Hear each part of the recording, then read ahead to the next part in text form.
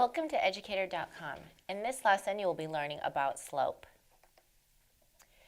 You will learn to find the slope of a line. Applications are finding the incline of a hill or finding the incline of a skate ramp. Vocabulary for this lesson is slope. Slope is the ratio that represents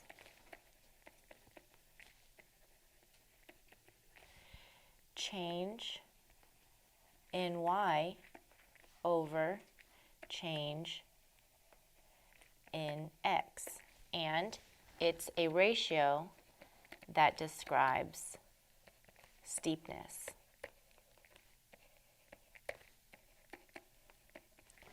Change in y shows movement up or down, and that can be called rise. So you're rising up. And change in x describes movement from left to right, and that's also described as run. So you'll hear slope referred to as change in y over change in x, or also rise over run. And it's a ratio that describes steepness. Let's talk more about slope. Slope, describing the steepness of a line, can be positive, it can be negative, it can be zero, and it can also be undefined. When a line is sloping upwards, like this, it's a positive slope. When a line is sloping downwards, it's a negative slope.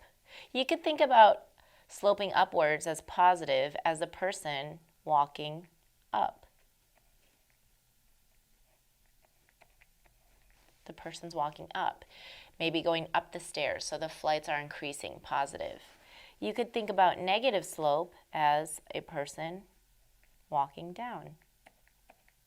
The flights of stairs are decreasing. He's going downwards. A horizontal line, flat line like this, has a slope of 0. And you can think about a person walking and they are not going up or going down, so their slope is 0. A vertical line has an undefined slope because there is no change in x coordinates. So if you were to think about it in terms of the ratio of change in y over change in x, there is no change in x, and that would result in y over 0. But remember that we cannot divide by 0, so this in fact is undefined. And many times people confuse a horizontal line having a slope of 0 with the vertical line having a undefined slope. And an easy way to think about that is it's possible to walk flat across a floor having a slope of 0, no steepness, but it's impossible for a person to walk straight up a wall. So therefore it's undefined. So a positive slope is slanting upwards. The person is walking up flights of stairs, gaining more levels. And then a slope of negative, you could think about a person walking down flights of stairs, going negative floors, going lower on the floors. A horizontal line, a flat line, slope of 0, you can think about a person just walking flat, not going up or down. And then remember that a vertical line, a straight up and down, is undefined because it's impossible for a person to walk up a wall. So those are some shortcuts for remembering the different ways that slope can be described. Now let's try finding the slope of a line. First, let's use rise over run. In the vocabulary, I describe slope also as rise over run. So rise over run means that you can start at any point on the line. I'm going to say I'm starting at this point down here. And choose another point. I'm going to choose this one. I'm choosing these 2 points because they cross right through where the x and the y would cross. So any x values and y's values, they cross perfectly here, so I can find nice, neat whole numbers. So the rise is how far up the point is. So from this point to get to this point, I'm rising 1, 2, 3, 4, 5. I'm rising 5 units. And the run is the change in x, or how far forward you go. So I'm going forwards 1, 2, 3, 4, 5. 5 over 5. And so this slope here is 1. So slope equals 1. And the variable that slope is often represented by is m. M equals 1. Now say you wanted to start at the top point and count your way back down.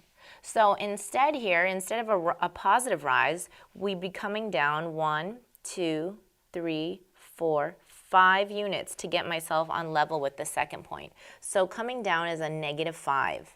And then I'm going backwards 1, 2, 3, 4, 5. So that's a negative 5.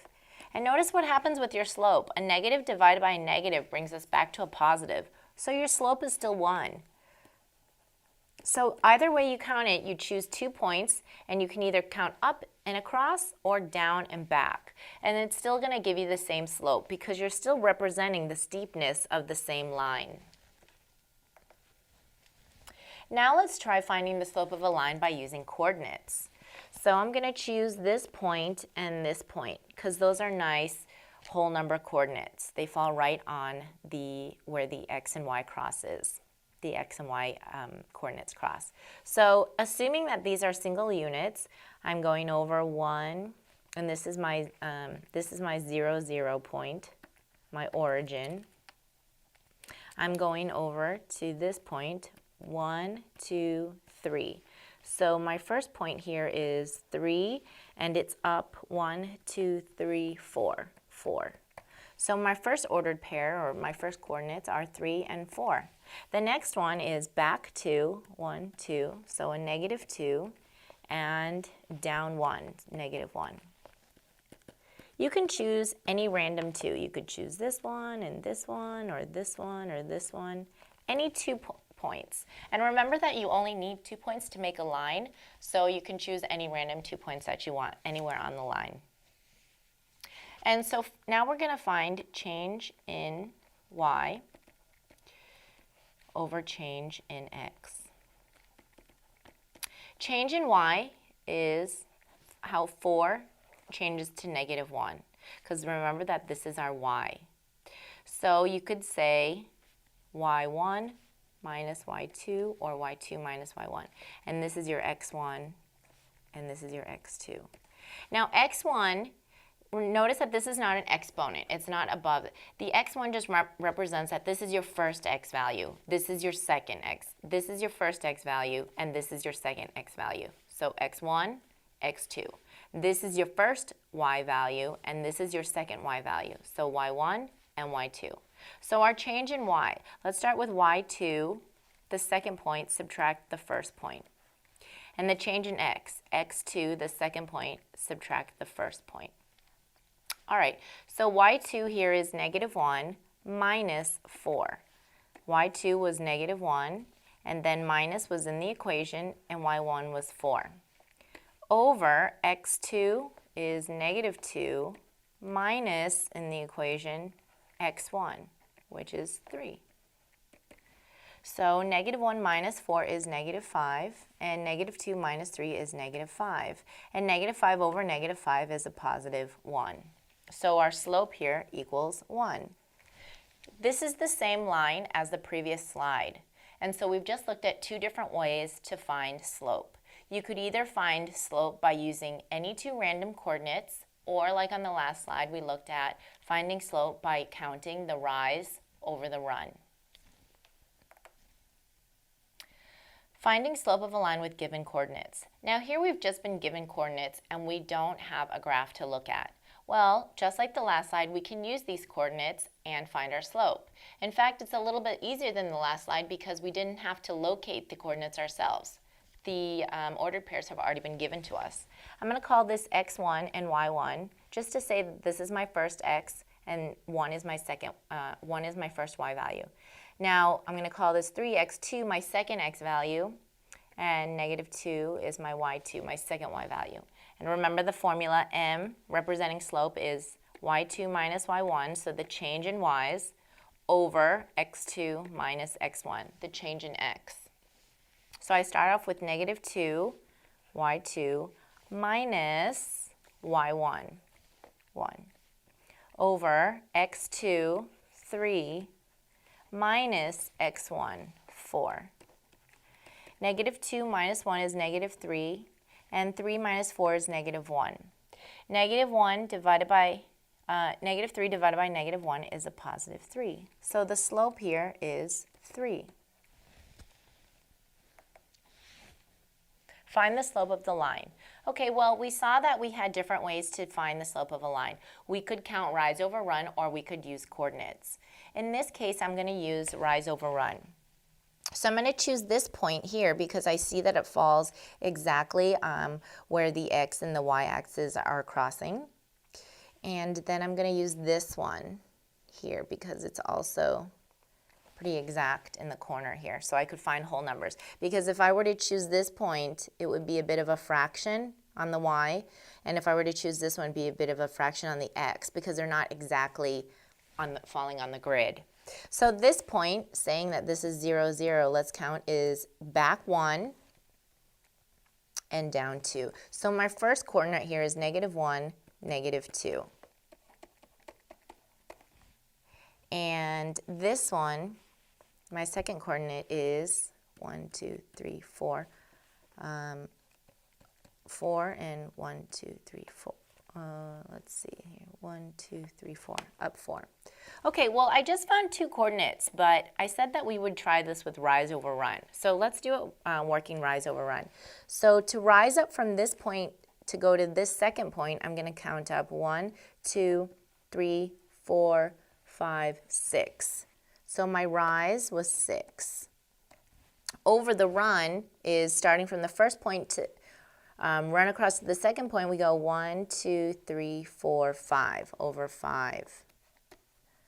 So your slope here is, you could either call it 6/5 depending on how the format your teacher prefers, or it could also be 1 and 1/5. So your slope is either 1 and 1/5 or 6/5. And that's using rise over run, counting how far up you went and then counting how far over you went. Let's try the second example using coordinates since we used rise over run for the last example. All right, so looking here, this looks like a bit of a fraction, a fraction, a fraction. These are all fraction coordinates, but this one seems to fall pretty much right on the line, and this one also right on the grid. So I'm going to use those two coordinates. Remember that you can choose any two coordinates you want, and in this case I chose ones with whole numbers because they would be easier to work with when subtracting. So this one, assuming that this point is 0, 0 here, is not over or not to the left or right, so it's at a 0. And then it's up 1, 2, 3, 4, 4. So my first coordinate is 0, 4. My second coordinate is back 1 and up 5, negative 1 and 5. All right, so I'm going to call this my first x value and this my second x value. You could switch it around. Your answer will still come out to the same. So you could call this x2 your x1 if you wanted and call the x1 your x2. Or just put it in order however you chose the points, and then y1 and y2. Now the formula for slope, remember, represented by m is y2 minus y1, so the change in y, over x2 minus x1, the change in x. y2 is 5, you're just substituting now, and then y1 is 4. x2 is negative 1, and x1 is 0. So that was just straight substitution. A lot of times it's very helpful to label your x1, y1, x2, y2 so that you know to put your numbers into this formula accurately. 5 minus 4 is negative 1, and negative 1 minus 0 is negative 1. Negative 1 divided by negative 1 is a positive. Oh, negative 1 subtract 0. Oh, I'm sorry, this would be a positive 1. Okay, and then, so your slope is negative 1 here. All right, so when I originally thought the slope was positive 1, I knew that something was wrong because notice the line is slanting downwards. I knew we had a negative slope. So I came back and checked it here, and 5 minus 4 is a positive 1. Negative 1 minus 0 is negative 1. So that simplifies to negative 1. So your slope is negative 1.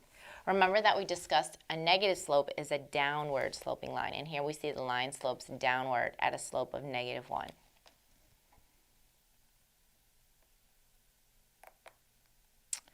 Find the slope of the line that contains this pair of points. So they've already given us the pair of points, 5 and -2, and the second is 5 and 4. I'm going to call this my x1, my y1, and my x2 and my y2. And I'm going to use the formula again, m equals y2 minus y1 over x2 minus x1. Notice I keep rewriting the formula and labeling the coordinates. In the beginning, if you're first getting used to slope, it can get confusing to think about where to put the numbers. So if you write out the equation and label each of your points, then it just becomes a very simple matter of substitution. For example, now I just have to look for a y2 to put it here, and I see it's 4. And y1 is -2. Now notice here, there's already a negative in the equation. And then look what happens with the y1. It also has a negative, so that's a double negative. You want to be very careful. The equation itself includes a negative, and then whatever sign comes with the coordinate. x2 is 5, and subtracting 5. Well, the double negative becomes a positive, so on top I have 6, but 5 minus 5 is 0. That's undefined. You cannot divide by a 0. So this tells me that I have a slope of a line that goes straight up and down, which is undefined. Make sure that you use the word undefined, or you could also call it no slope, because this is not the same as 0. 0 would represent a horizontal flat line. So make sure that there's a difference between your undefined or no slope versus your 0 slope. Find the slope of the line that contains this pair of points, 1.5, -3, and 1 and -2. So 1.5, -3, and 1 and -2. I'm going to call this my x1, y1, x2, y2. Come back to my equation for slope, m equals y2 minus y1 over x2 minus x1. And do some substituting. -2 minus the minus, and then notice y1 also has a negative with it, so -3. So we have a double negative. Here's the negative from the equation, and here's the value of y1. x2, 1, minus x1, 1.5. So this becomes a positive. So -2 plus 3 is a positive 1, and 1 minus 1.5 is a negative 0.5. So now to find the slope, let's simplify it. I know my slope's going to be negative, and then I have 1 divided by 0.5. Can't divide by a decimal, so move it over 1, move it over 1. It now is 5 into 10, which is 2. So my slope is -2, and that would be a downward sloping line. Thank you for watching Educator.com.